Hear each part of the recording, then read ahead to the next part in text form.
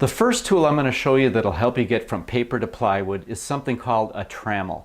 A trammel is basically nothing more than a giant compass that'll help you draw curves very, very, very accurately. Except in this case, instead of a compass, it's a yardstick.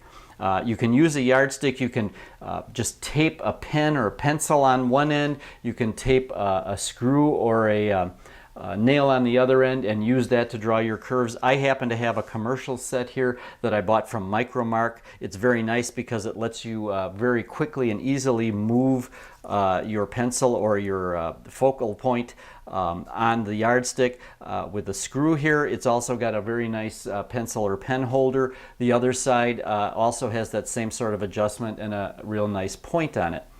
In my case, I'm using a 30-inch radius curve on my railroad. So what I want to do is I want to set the pencil here at the 1-inch mark, and the reason that I'm setting it at the 1-inch mark is it gives me a lot more surface area for the pencil holder to grip to. And again, because it's 30-inch radius, I want to set the other end, the pointed end, at 31 inches. So now I've got 30 inches between my pencil and my point. And what you do is, if you're cutting your sub-roadbed out of plywood or some other material and you're going to use your trammel to draw your curves, it's easy enough to just plant your point and draw that curve, again, like a giant compass. And you get a very, very accurate curve that way. There's no guesstimating or estimating on getting that exact 30-inch radius curve. Now, in my case, as you can see, we're going to be putting a line for my track center line on the upper deck of my layout. And there's no real place to put the point of the trammel. So what do you do in this case? Well, in this case, I'm going to use a camera tripod. This is an inexpensive tripod. You can pick them up for actually just a few bucks and use it for nothing more than a trammel focal point here.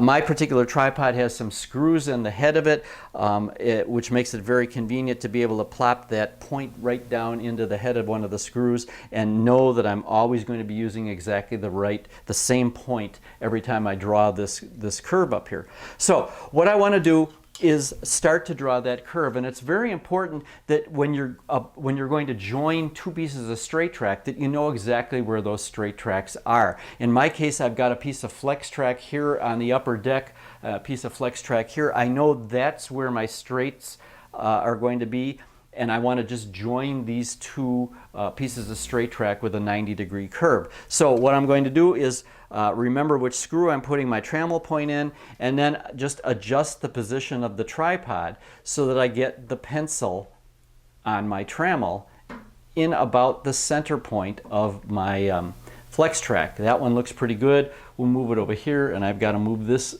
toward the track about an inch or so. So we'll do that. We'll go back and check this. That's very good. And when you're ready to draw, again, remember what screw you're in. Get your, I got my flex track out of the way here. And I will draw a curve. And what I'm going to do is draw a curve that's a little bit greater than 90 degrees, because that'll give me a nice arc that I can line that tangent track up with when I'm ready to draw where the straight tracks go. So I'll put it in my screw. I will draw my my curve, and try to make sure that you don't bump the tripod or move the tripod as you're doing it. So we'll draw a nice curve here. If you can find a pencil with like a number 3 lead in it, which is a very soft lead, that'll give you a nice dark mark.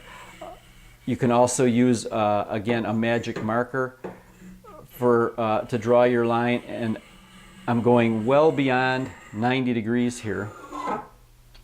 And that's my curve. That's a perfectly aligned 30-inch radius center line for my, my cork roadbed that I'll be laying down later on. Now, this works great, as I said, if you're cutting your sub-roadbed out of plywood. You can move your pencil in and out to draw the cut marks and still have your center line in the middle of that piece of plywood. Now, it works great on in a situation like this where it's unobstructed. But what happens if you have an outside curve, and what happens if that outside curve has a backdrop on it, already, or some other obstructions, we'll take a look at a tool that'll help you draw perfectly aligned 30-inch radius curves, or whatever your radius happens to be, on an outside curve.